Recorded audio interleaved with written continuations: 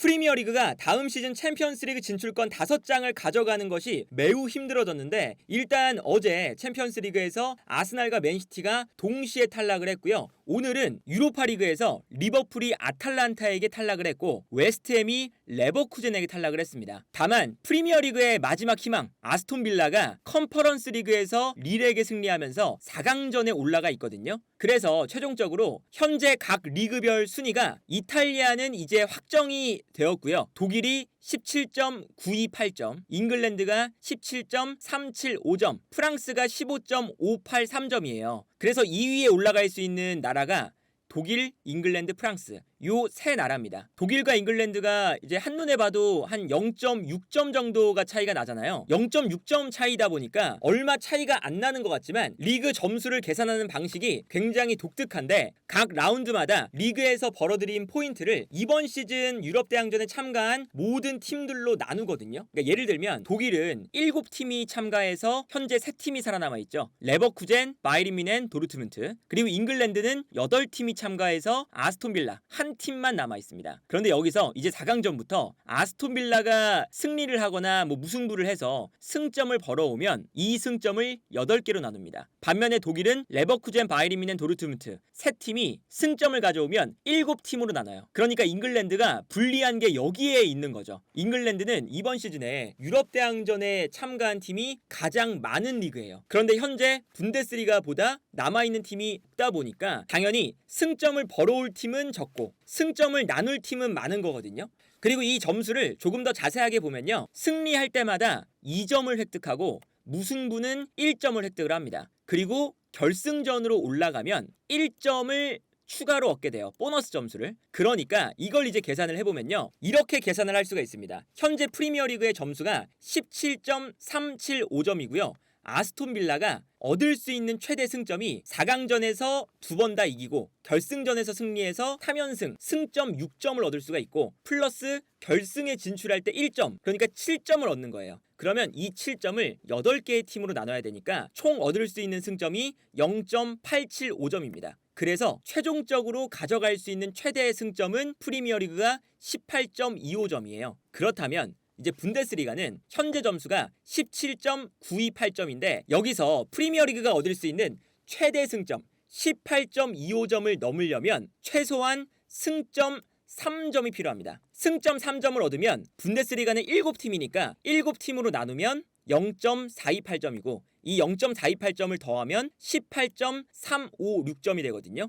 그러니까 이제 레버쿠젠, 바이에른 뮌헨, 도르트문트 이 팀들이 승점 3점, 1승 1무 혹은 3무 이 점수만 기록하면 프리미어리그보다 무조건 승점이 높아지고요. 레버쿠젠이 만약에 4강전에서 1승 1패 한 다음에 결승전으로 올라가면 1승을 했으니까 2점, 결승으로 올라가니까 플러스 1점, 3점을 획득할 수가 있기 때문에 레버쿠젠이 1승 이후에 결승 진출만 해도 프리미어리그보다 더 높게 점수를 얻을 수가 있는 상태예요. 거의 프리미어리그가 가능성이 없다는 뜻이죠. 그러니까 레버쿠젠, 바이에른 뮌헨, 도르트문트가 이제 4강전에서 6경기를 치르는 거잖아요. 승점 3점을 못 따올까? 그리고 이제 여기에 대해서 아스톤빌라가 결승전에 못 갈 수도 있고 그리고 4강전에 올림피아코스를 만나거든요. 무조건 2연승을 하리라는 보장도 없잖아요. 예를 들어서 아스톤빌라가 4강전에서 1승 1무를 기록한다. 그러면 분데스리가는 이제 승점 3점도 필요가 없게 되는 거죠. 그래서 이제 옵타에서 챔피언스리그 5장을 가져갈 확률을 계속 매 라운드마다 계산을 하고 있거든요. 그런데 이제 재밌는 게 뭐냐면 옵타에서 기사가 하나 올라왔는데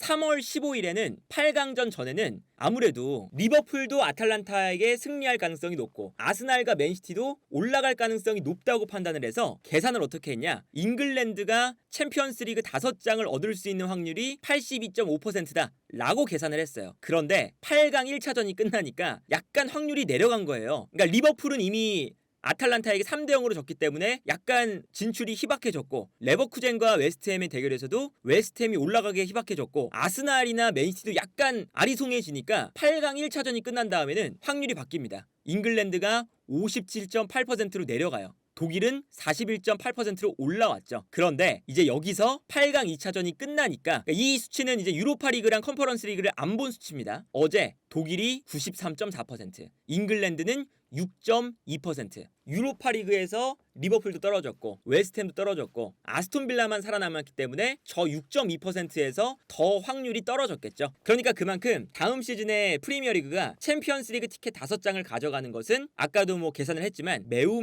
희박해진 상태다. 오히려 지금 프랑스가 6개의 팀이 참가를 했거든요. 2팀이 살았어요. 그래서 이제 재밌는 게 뭐냐면 최대로 얻을 수 있는 이 승점을 생각해봤을 때 잉글랜드는 18.25점, 아까 말씀드렸던 이 점수인데 프랑스는 오히려 18.461점이에요. 오히려 프랑스가 최대 승점을 더 많이 얻을 수 있는 상태입니다. 해외 매체에서 계산을 할 때 분데스리가가 프리미어리그를 이기려면 승점 3점만 필요한데 리그안까지 제껴야 되기 때문에 승점 4점이 필요하다 라고 이제 이야기는 나오고 있는 상태예요. 그래서 지금 프리미어리그의 4위 싸움이 정말 중요해졌습니다. 이제는 5위가 챔피언스리그에 못 갈 가능성이 거의 확실해졌기 때문에 토트넘 입장에서는 이제 아스톤빌라랑 승점 3점 차이가 나는 상태에서 득실차도 이제 플러스 3점이 아스톤빌라가 더 많거든요. 그런데 토트넘이 경기를 하나 덜 했어요. 근데 이 덜한 경기가 첼시와의 경기입니다. 그러니까 무조건 남아있는 이 첼시전에서 승리를 거둬야 일단 아스톤빌라와 승점이 동률이 될 수가 있고, 여기에 더해서 아스톤빌라와 토트넘이 남아있는 이제 일정을 비교하면요, 아스톤빌라가 이제 아스날을 지난주에 만났기 때문에 어려운 팀이 하나 줄었어요. 이제는 본머스, 첼시, 브라이튼, 리버풀, 크리스탈 팰리스를 만납니다. 여기서 승점을 드랍할 수 있는 경기가 첼시, 브라이튼, 리버풀 정도죠. 사실 브라이튼전에서도 아스톤빌라가 승리할 가능성이 높으니까 첼시나 리버풀 이 두 경기 정도가 가장 어려운 경기라고 할 수가 있거든요. 그러니까 이 아스날전에 지난주에 아스톤빌라가 승리했다는 게 정말 큰 힘이 되는 거죠. 반면에 토트넘은 아스톤빌라보다 한 경기를 더 많이 치러야 되지만 아스날, 첼시, 리버풀, 맨시티를 만나야 됩니다. 그러니까 최소한 아스톤빌라랑 동등한 상황이 되려면 아스톤빌라처럼 다다음 주에 있는 아스날전을 승리로 만들어 놔야 그 다음부터 이제 아스톤빌라랑 남은 일정에 대해서 이제 승부를 겨룰 수가 있는 상태인 거예요. 그런데 지금 맨시티, 리버풀, 첼시, 아스날, 아스톤빌라보다 승점을 드랍할 가능성이 높은 팀들을 많이 만나는 건 오히려 토트넘입니다. 그래서 지금 토트넘이 이제 계속 생각나는 건 뉴캐슬전이라던가 아니면 전전 경기였던 웨스트햄전이라던가 그 전 경기였던 풀럼전이라던가 뭐 그 뒤에 있었던 뭐 울버햄튼전이라던가 이렇게 본인들이 승리할 수 있었던 경기에 승점을 가져오지 못했다는 걸 매우 안타깝게 생각할 수밖에 없는 거죠. 마지막에 정말 강팀들을 연달아 만나는 일정이 남아있었던 게 토트넘이거든요. 그러니까 이제 일정만 보면 상대적으로 아스톤빌라보다 승점을 더 많이 따기가 어려운 일정이 되어버리니까 지난주에 있었던 뉴캐슬전 같은 경우에는 이 경기 토트넘이 잡았어야 되는 경기거든요. 그러니까 뉴캐슬이 부상자가 12명이 있었고 그 12명 중에서 10명이 핵심 선수였습니다. 뭐 예를 들면 보트만이라던가 보엘링톤이라던가 알미론이라던가 트리피어 뭐 등등등 닉포프 심지어 골키퍼까지 거의 모든 선수가 부상을 당해 있었고, 그러다 보니까 뉴캐슬이 앤더슨 같이 이제 유망주를 기용할 수밖에 없는 그런 경기였는데도 불구하고 뉴캐슬이 4대0 완승을 거뒀죠. 그래서 토트넘이 4위 싸움이 많이 어려워졌다고 보는 게 이제 아마 그런 시각 때문일 거예요. 때마침 이 아스날전, 그러니까 북런던 더비가 토트넘에게 또다시 매우 유리한 경기입니다. 왜냐? 아스날이 일단 최근에 많이 흔들리고 있기도 하죠. 바이에른 뮌헨전, 그리고 아스톤빌라전, 그리고 또 바이에른 뮌헨전 이 세 경기에서 1무 2패 성적이 매우 안 좋습니다. 그리고 이 매우 좋지 않은 성적이 왜 나오고 있냐면 아스날이 스쿼드가 100%로 구성되어 있을 때, 그럴 때는 경기력과 이런 퍼포먼스가 너무너무 좋아요. 그런데 일정이 너무 많아지면서 로테이션이 들어가야 되면 그때부터 아스날이 좀 삐걱대기 시작하거든요. 그래서 12월 달에 박싱데이 그때쯤에도 아스날이 뭐 3연패를 하거나 그랬던 기간이 있어요. 그런데 그 기간을 이제 넘어가니까 1월 달부터는 이제 일주일마다 경기가 있어서 다시 연승을 하기 시작했죠. 그런데 지금 이제 다시 챔피언스리그 있고 막 이러니까 3일마다 경기를 하면서 경기력도 안 좋아지고 경기 결과도 안 좋아지는 거거든요. 근데 당분간 계속 3일마다 경기가 있습니다. 바이에른 뮌헨전을 했지만 이번 주에 울버햄튼전이 있고 울버햄튼전을 하고 나서 또 주중에 첼시전이 있어요. 그런 다음에 토트넘을 만나는 건데 토트넘은 오히려 이 중간에 있었던 매치가 취소가 됐죠. 원래 이제 지난 뉴캐슬전 이후에 요 중간에 맨시티전이 있었어야 돼요. 그런데 맨시티가 FA컵 4강전 경기를 해야 되기 때문에 경기가 밀렸죠, 뒤로. 그래서 토트넘은 2주 동안 쉴 수가 있습니다. 그러니까 이 뉴캐슬전이 프리미어리그 33라운드였거든요. 같은 주에 있었던 이 아스날의 경기가 요 경기였어요. 아스톤 빌라전. 프리미어리그 33라운드.